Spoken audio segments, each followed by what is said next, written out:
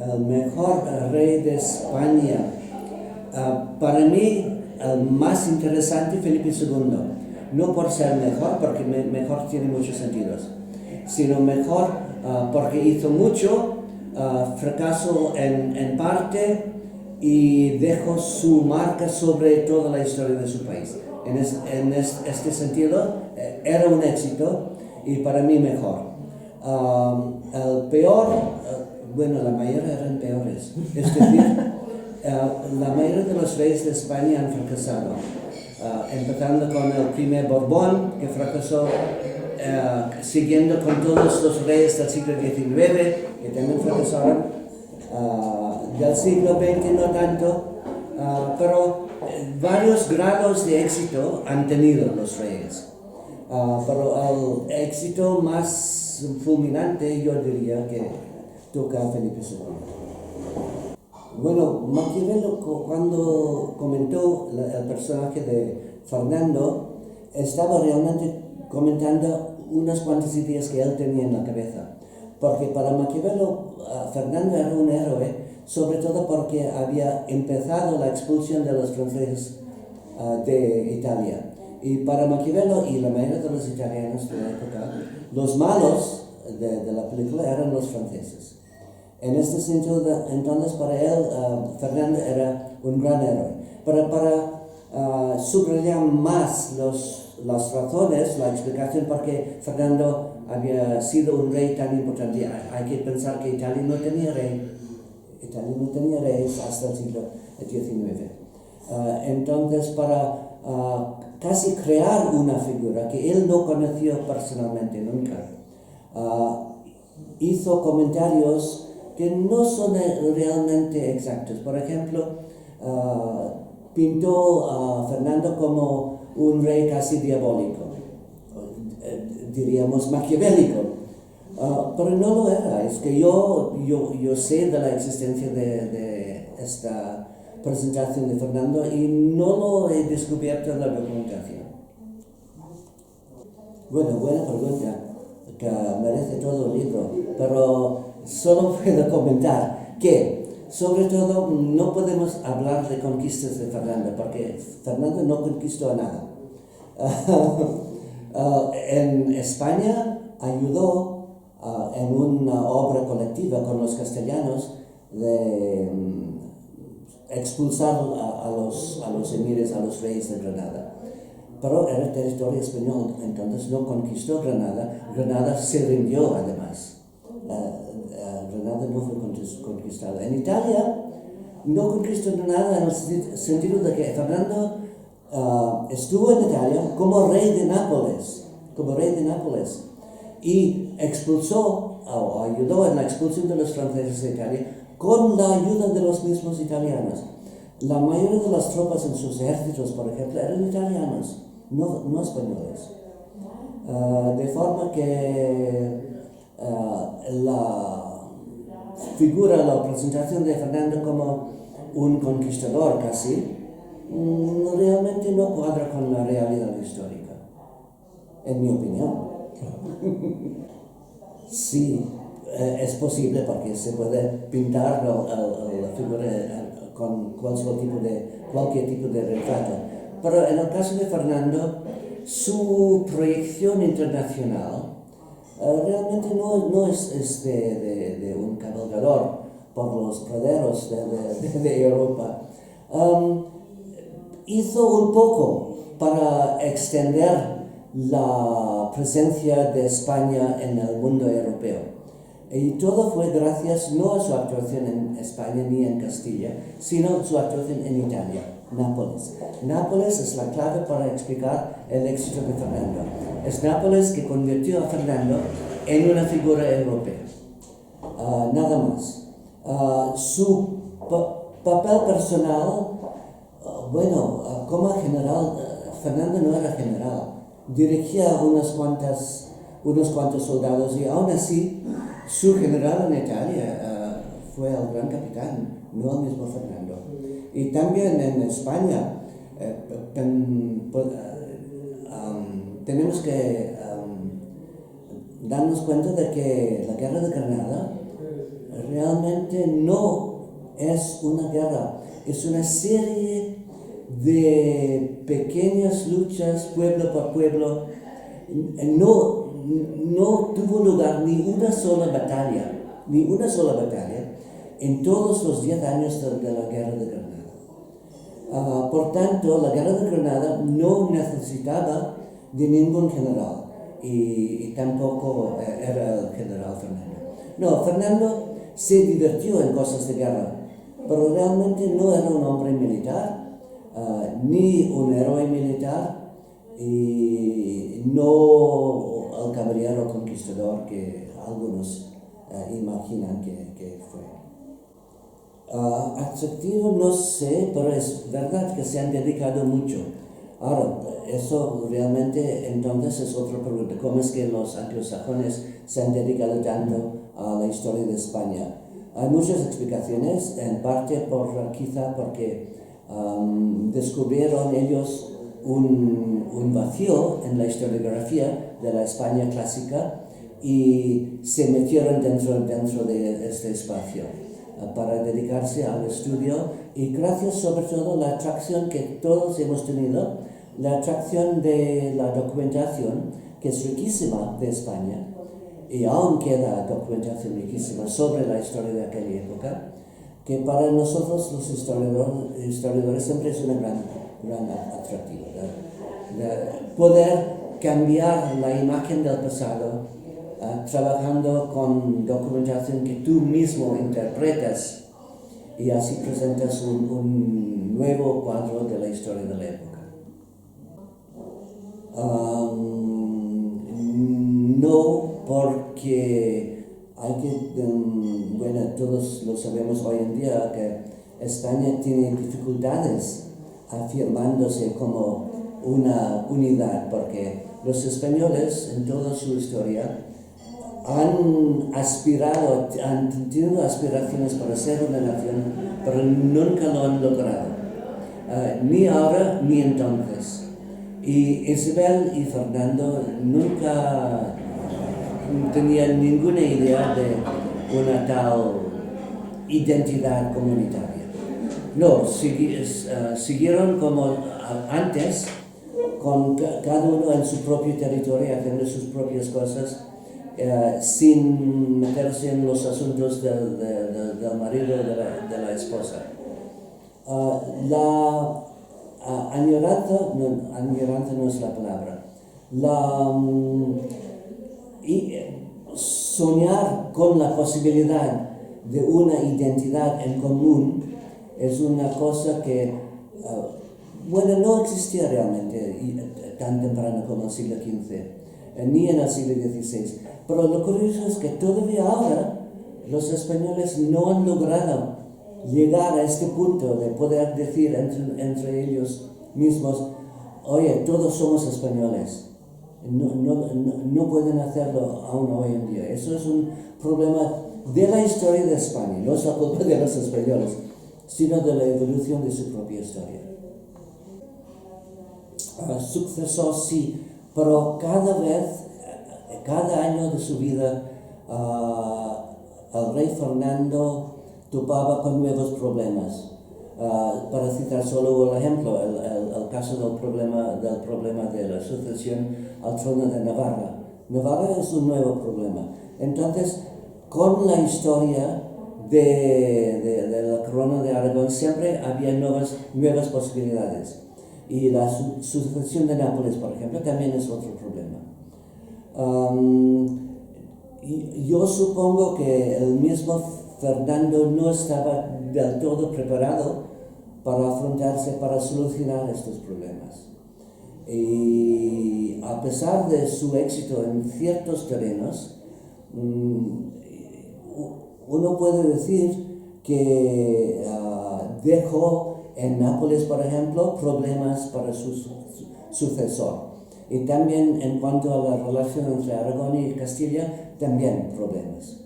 Entonces era un hombre muy valiente, que hizo mucho, pero quizá no siempre con el sueño con soñando con la posibilidad de éxito, porque no tuvo éxito al final. No, si lo han hecho, es que sin citar un caso concreto es difícil comentarlo, pero no es extraordinario porque todos los países lo hacen y nadie más que los británicos o los ingleses, digamos. Por ejemplo, uno de los personajes más odiados de la historia británica es Oliver Cromwell del siglo XVII. Sin embargo, también es uno de los hombres más apreciados de la historia. Es decir, que al mismo tiempo podemos maldecir a nuestros personajes importantes, pero al mismo tiempo apreciar la cara positiva de cómo eran, lo que hicieron y todo esto.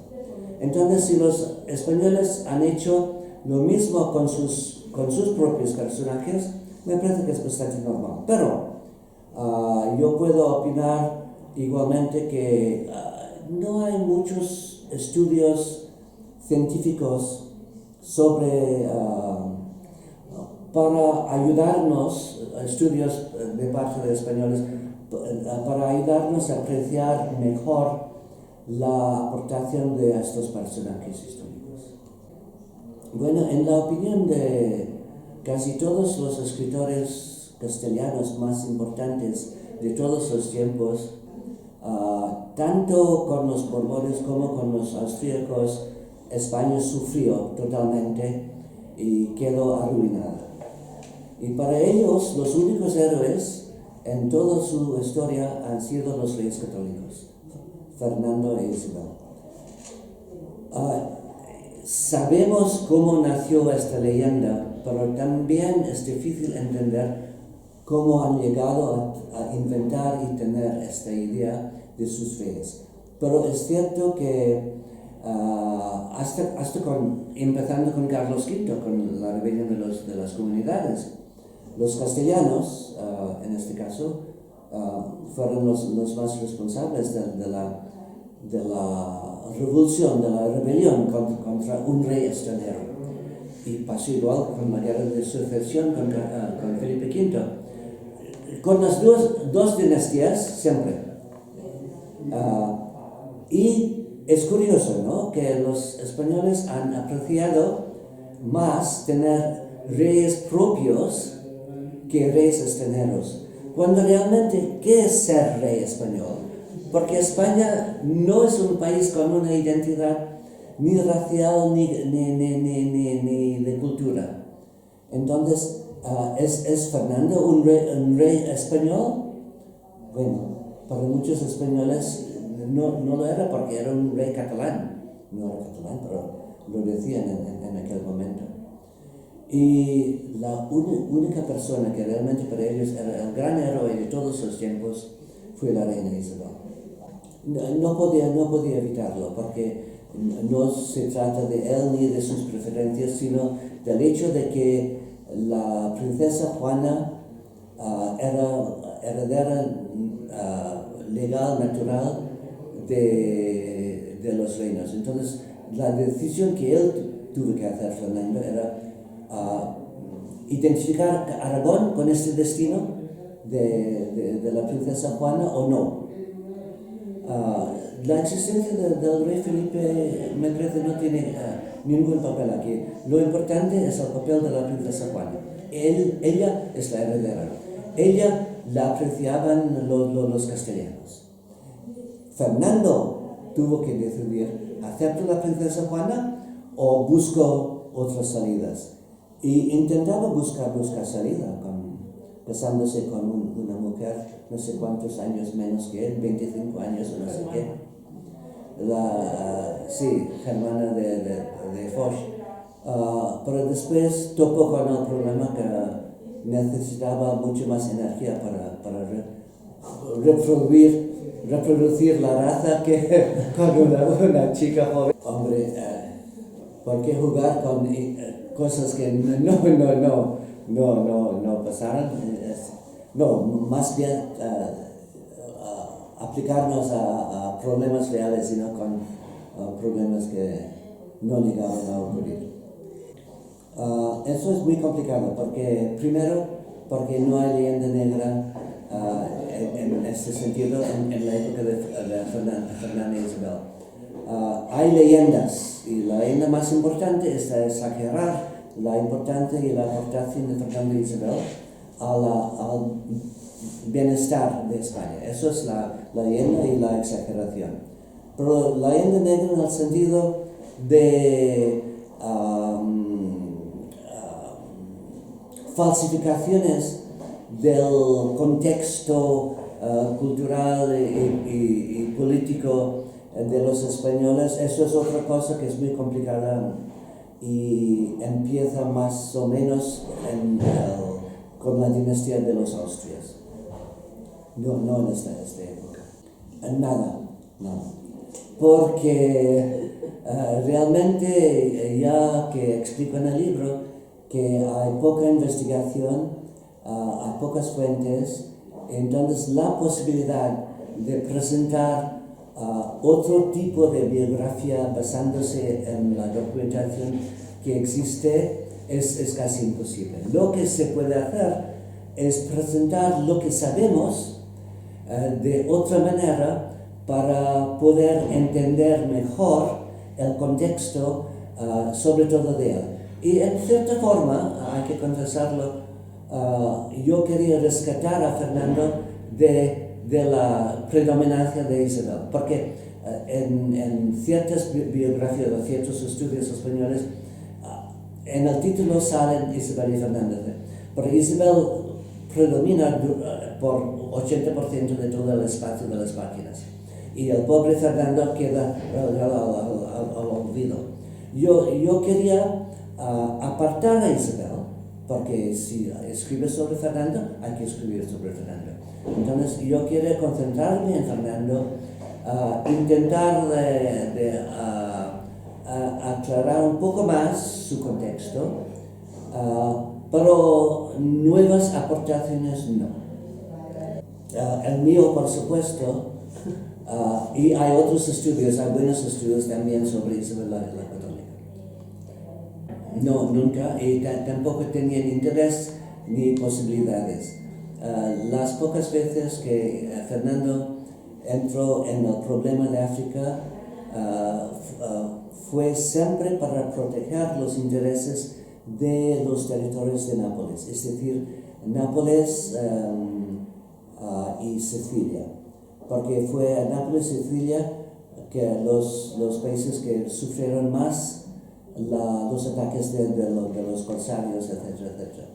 Pero una ocupación imposible, totalmente imposible, porque físicamente no tenían fuerzas, no existía un ejército español. Sí, es una buena pregunta, efectivamente, porque casi no se puede contestar. Es que, curiosamente, quizá por la misma razón que tenemos pocos estudios sobre Fernando, no hay estudios sobre el cardenal Cisneros. Quizá por la falta de documentación, quizá, o casi seguramente, porque claro, si tuviéramos documentación podríamos al menos empezar la tarea de hacer un tipo de biografía. Pero no hay biografías, no hay estudios, y si buscas por todas partes algún resumen biográfico de la vida y actuación de Cisneros, no existe. Por tanto, su relación con Fernando y también su relación más importante con Isabel no se puede comentar precisamente porque no sabemos.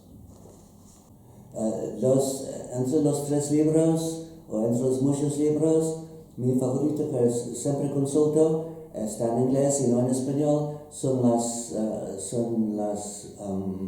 la vida del Dr. Johnson, que era un erudito inglés del siglo XVIII, que es un libro maravilloso que siempre consulto cuando quiero divertirme. Otros libros, hay un estudio sobre los músicos medievales del siglo XIV en Austria, es decir, los monjes y otros que participaron en el tipo de música que ahora conocemos gracias a la obra de música que se llama Carmina Burana, A todo esto soy muy aficionado de la cultura de aquella época y es un libro que valoro mucho y tengo en mi colección. Y en cuanto a obras de ficción, una obra de ficción que he leído varias veces y vuelvo a leer sin leer todo el libro, son los hermanos Karamazov de Dostoyevsky, que no es un libro para todo el mundo, pero a mí me ha gustado por varias razones. En mi biblioteca personal tenemos quizá 5 o 6 mil, pero en los últimos meses he ido poco a poco deshaciéndome de tantos libros. No, paz, es que no puedo pensar. El último libro que he leído, no, son obras sin importancia de historia, porque ya que estoy preparando un estudio sobre otro personaje, obra de historia, cada día casi estoy consultando libros de historia. De importante, poca cosa. Yo realmente para relajarme más en momentos de ocio, yo leo poemas, yo leo poesía. Y mi poeta favorito es el irlandés W.B. Yeats, que sé muchos de sus poemas de memoria y leo poemas. Eso me costaría recordar porque evito comprar libros. Es que me regalan tantos libros de amigos míos que son autores, de editoriales que quieren mi opinión, etc. Blanda por razones comerciales, es decir, normalmente tiene más divulgación y más éxito y se vende más y es más familiar, es decir, se puede poner en el bolsillo tranquilamente. En cambio, estos libros pesan demasiado. Orgulloso ninguno, porque siempre pienso que mis libros tienen defectos graves y siempre se pueden mejorar. Pero el libro que me ha dado más satisfacción quizá fue sobre Felipe de España. En el sofá de mi sala, por nombres de autor. Sentimental ninguno, pero de valor es un pequeño libro del siglo XVII que encontré en una librería de Barcelona hace años, que el título del libro coincidió por casualidad con el título de un libro que estaba escribiendo en aquel momento. Entonces valoro mucho este libro, pequeño libro. Casi nunca empleo la cosa. Dejo el libro abierto sobre la mesa, pero al revés. Yo evito Facebook y cualquier otro contacto con el Internet que no sea relacionado con mi trabajo. Casi nunca. Me duele me duele hacer esto con un libro. De los que no saben ni quieren saber nada de fútbol. Siempre. Pues muchas gracias. Y con un poco de vino.